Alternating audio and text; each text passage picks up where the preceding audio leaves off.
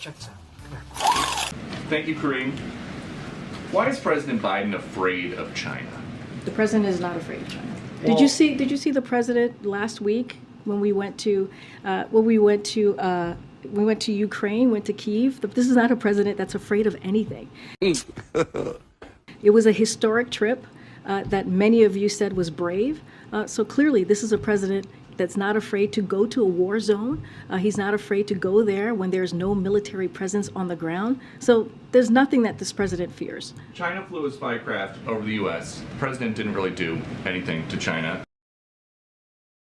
And according to the FBI director, China may have created something that has killed more than 1.1 million people in this country. And President Biden is not punishing them. Here we go again. So you're giving me two things here. So let's take them in parts.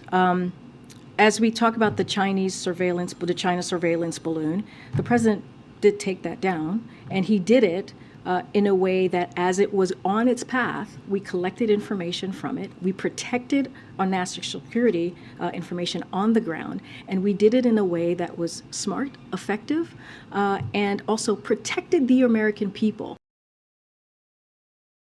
That's what the president's always going to put forth, is the safety of the American people. So that's what the president did with that particular issue. Look, as it relates to, you're talking about the COVID origins, we've been very clear.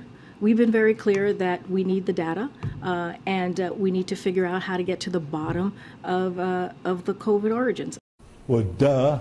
And that's something that the president has said since the beginning of this administration. So that none of that has changed. But with his campaign, it was all about shutting down the virus and how hard it is for families with an empty chair at the kitchen table because of COVID. If we now know, according to the FBI director, who is most likely responsible for all those empty chairs at all those kitchen tables, why not do more to try to hold them accountable? Nice. I'm going to flip that on its head for a second. It was because of this president that took action. By the way, the last administration did not have a comprehensive plan to actually, Responding to COVID, but where did COVID come from? If we know, Peter, you can't tell, first of all, you can't tell me how to answer the question. I'm going to answer it for you. Yeah, right. Right, so just give me a second. So because he took those actions, he actually helped to save lives, because he took action to make sure that people got shots in arms and put a comprehensive plan in front of the American people and put in the work. We actually were able to get to a place where COVID is not gone, but we now are in a place, we're in a different place in the pandemic, and that's because of the president. And that's because of his leadership. So let's be very real about what the president has done over the last 2 years to take on COVID, to make sure that the economy is growing again, to make sure that we're really working for the American people. So that's number one. I want to be very, very clear on that. Now, to your question about COVID origins. Here we go again. As we know, we have seen many different conclusions, right, from the intelligence community. Some of them have made some conclusion on one side, some of them have made conclusions on the other side, some of them say they don't have enough information. So I want to be also very careful there as well. And it was because of this president, very early on, the first several months of his administration, he went to the intelligence community and said, we need to figure out how to get to the bottom of this. Shut up, bro. We need to figure out how this all occurred, because who knows, we have to try and prevent any future pandemic. So that is the work that this president did. And it included clearly the Department of Energy that has national labs. And so now they're continuing to double down and try to get to the bottom of this. Our relationship with China has not changed. It is very different, very clear, very different than how we've seen it in the last administration. thanks, Karine.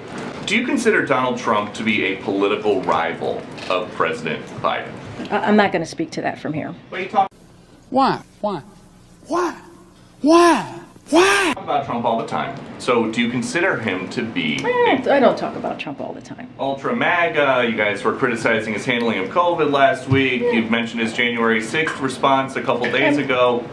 So can you say, based on all that, I didn't say anything about Mar-a-Lago. I'm just asking you if you consider the president to be And here we go. Saying from here, I'm not going to comment on that.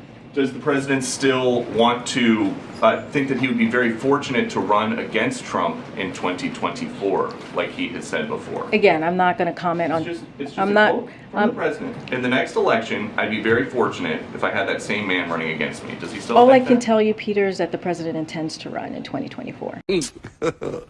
God have mercy upon us. Is there a concern here that if you guys don't say more, then these Republicans who are accusing this White House of weaponizing the Justice Department, weaponizing the FBI, that's going to become the public sentiment? If you guys don't say once and for all, we are not doing that. First of all, we're just not going to comment on the Department of Justice investigation. Okay, we're I'll make it we're easier. just not going to comment on Is that. this White House weaponizing the Justice Department and the FBI against political opponents? The president has been very clear from before he was elected, very clear on this. Hold on. It's Throughout just- his he's time in president now. office. I heard the quote. We will be playing the quote tonight at 6 o'clock. Is this administration weaponizing the Justice Department and the FBI against political opponents? Peter, the president believes in the rule of law. The president believes in the independence of the Department of That's a Justice.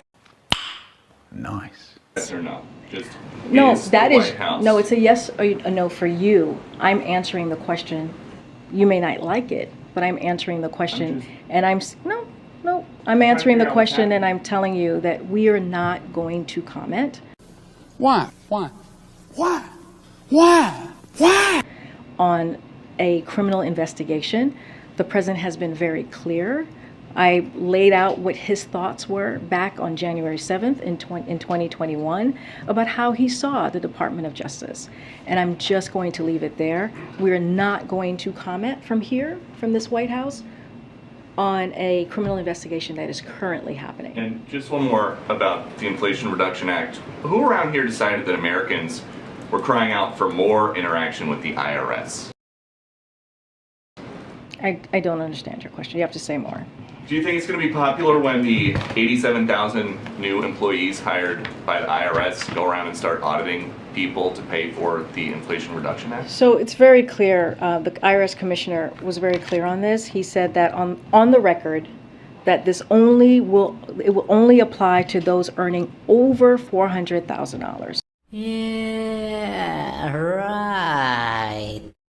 The commissioner said, and I quote, "These resources are absolutely not about increasing audit scrutiny on small businesses or middle-income Americans, as we have been planning our investment of these enforcement resources is designed around Treasury directive that audit rates will not rise relative to recent years for households making under $400,000." So Shut up, bro. Shut up, bro.